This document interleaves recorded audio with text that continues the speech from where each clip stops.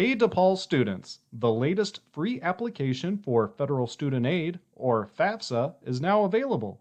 You may complete the 2022-2023 application starting October 1st, 2021. Our priority Fafsa filing date is November 15th, so make sure you and your family are ready to complete, sign, and submit your application by that day so you don't miss out on any financial aid opportunities. Let's go through the basics of the application. You can complete the Fafsa on a computer by visiting fafsa.gov, or you can download the My Student Aid mobile app. The 2022-23 Fafsa is the financial aid application for the academic year starting in September 2022. The application will ask you to enter tax and income information from the 2020 calendar, so make sure to have any 2020 IRS 1040 tax forms and 2020 income documents with you when completing the application. First-time Fafsa applicants will need to create an FSA ID username and password. These will serve as your login credentials for the Fafsa.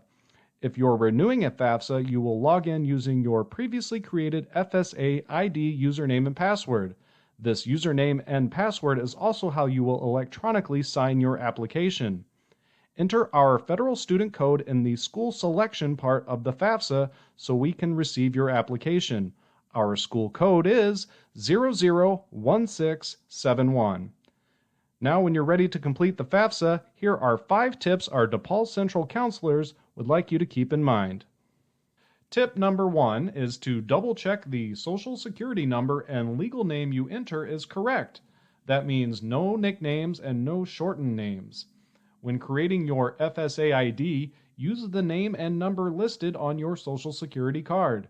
If you make a mistake on either of these and submit a Fafsa, you will need to create a new FSA ID and recomplete the entire application.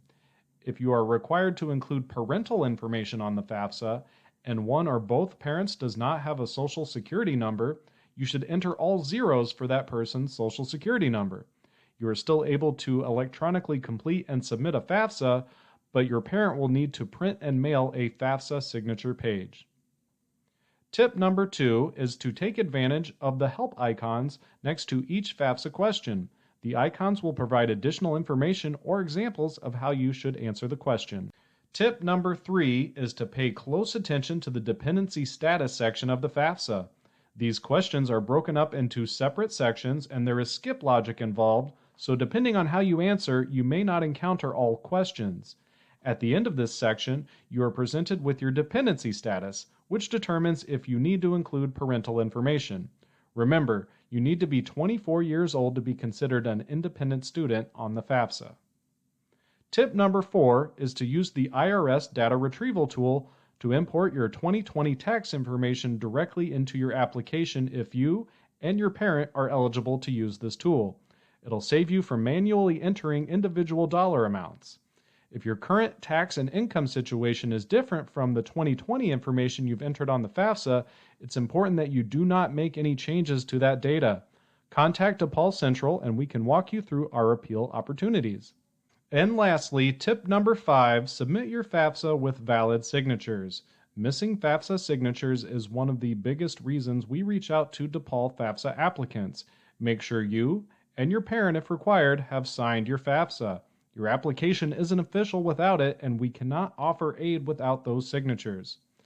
DePaul Central is available to help you with any of your Fafsa questions. Visit our website to see all the ways you can contact us for help. Good luck with filing your Fafsa.